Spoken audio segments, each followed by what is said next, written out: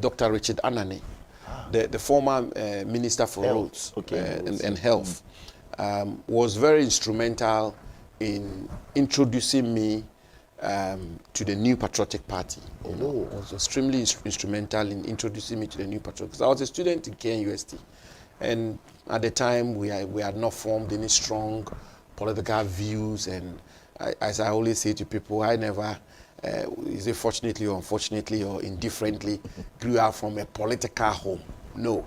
We never grew up in our home, our father being NPP or NDC, or our mother being NPP or NDC. Like many Ghanaian families, very normal, ordinary family, even though we discuss politics at home, our parents didn't bother. They were indifferent. They were indifferent. Oh. And so I did not grow up, I did not grow.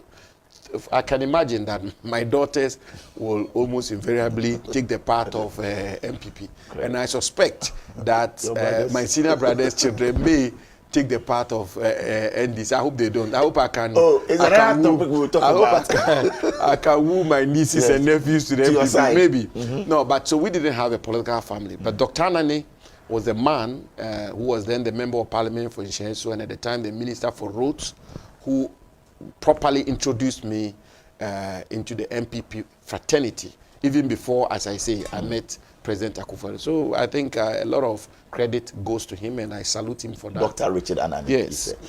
It's an interesting, scenario, and the dynamics are also, for me, interesting. You belong to the MPP. Your brother, John Jinapor, your senior brother, is with the NDC. How is it like in your, and I know your other brother as well, Iso. He was my mate at the University of Ghana as well. Fantastic gentleman. I've heard many say, well, he's with the CPP. I don't know how true that is. So in your home, and saying that your parents are indifferent, how are you able to inspire many who are out there? Because I think of the Jinapors and I think of the Ahoys, the Yankers, Kojo Yanka being with NDC, Kwesi Yanka, Professor Kwesi Yanka with MPP, and you are also doing it very well. I see you at social functions and you sit with your brother, you laugh out at your 40th birthday, and it was just great. How are you able to do it, to inspire people that, look, there's a life beyond politics? Honorable. Well, I think 2 or 3 matters which will put this matter in its proper context. First of all, John is my senior brother. And remember that I don't come directly after John. So there's a lady after John and myself. And so he's 4 clear years older than me. I think that context is absolutely important. And so growing up as boys, Professor Jinapor, your friend, that's right, the gentleman you call Iso, yes, was my far senior brother. He was 7 years older than me. Right. So he was, if you want, not reachable by me. Okay. So the person as boys who was, if you want, my trainer was John, and it's a fact. I mean, wow. I never met John in junior high school. By the time I got to junior high school, 1, he had left to secondary school. By the time I got to senior secondary school, 1, he had left to university. So he was very much my, first of all, my protector at the playground, and then my guide. And I always tease him. I always say this, that it's so funny. Even to date, as we are grown and everything, he still tries to deal with me. Oh, he does? Yes. That sort of thing, Okay. And I tell you something which is interesting. John never, we don't do that. It's not in our nature where we kind of advise each other or sit each other down and formal, But one of those days, something happened, which I will withhold the details. Okay. And then he came to me in my house at my residence, and we sat down like this, and, we call each other. He say, man, that's how he calls it. He say, man, listen, this thing, that, wow. No. Be careful. And I just said to him, I hear you. Did you see that as politics, or you thought your brother gave you sound advice? It was a personal thing, something personal. He just said, you should. So I'm telling you, I'm giving you this point to let you understand how we were brought up, how we grew up. Wow. Then number 2, we are, I would say, the best of friends. Oh, you are? Yes. I mean, if you ask him who is his best friend, he will say me, and vice versa. Because our senior brother, Professor Jinapor, for the, much of the time when we're, growing up, boys, I mean, grown-up adults, if you want. He was then pursuing academic qualifications in the United States. He was doing his master's and doing a PhD. So for almost 7 years, he was not in Ghana. So the move out and the rolling and the rest was John and I. And we're not into politics at the time. We're not politicians. So we are very good friends. We're very close. And thirdly, and I should point this out and do so very strongly, we never, there's no such, I hear people say we sat down and say you go to NPP. That's right. You didn't have such discussion. Absolutely not the case. Are you for real on that? I am 110% for real on that. It's absolutely not the case. The circumstances under which he joined NDC are there. The circumstances under which I joined NPP are there.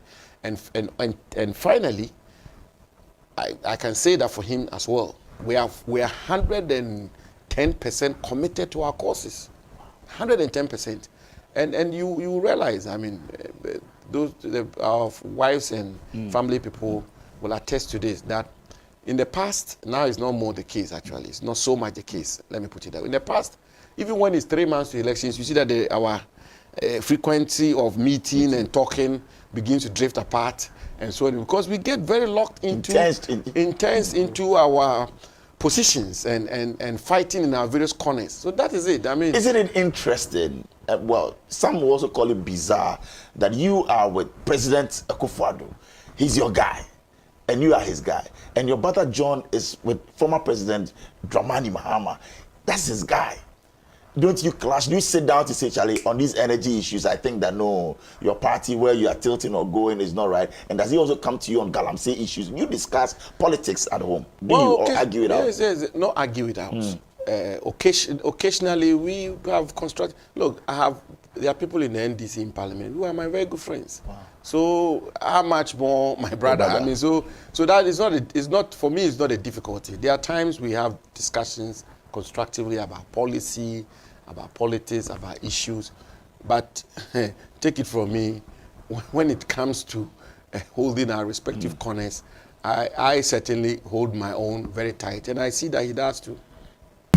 No, I know my brother, the elderly one, who is your friend. He's a lecturer. Yes. I know he doesn't belong to any political party. I know that sometimes you can't really tell whether he's sympathetic towards the NDC or the NPP. He speaks his mind. I know my younger brother probably joined the NPP because he's schooled in Kumasi.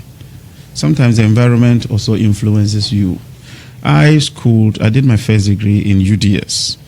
And I do recall encountering Haruna Idrisu, encountering John Mahama, having a session with Honorable Bagbin.